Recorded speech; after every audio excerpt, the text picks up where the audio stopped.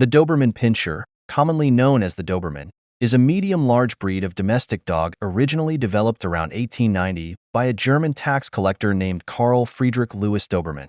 They are known for their intelligence, loyalty, and sleek, muscular appearance. Dobermans are often used as guard dogs, police dogs, or in search and rescue missions due to their protective instincts and high trainability.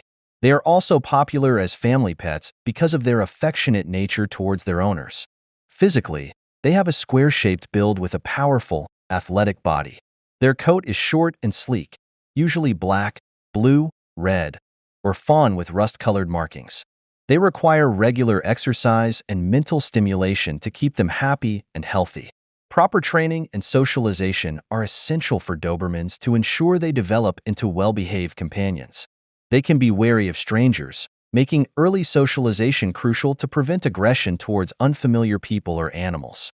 Overall, Dobermans are known for their combination of strength, loyalty, and intelligence, making them excellent companions for the right owners.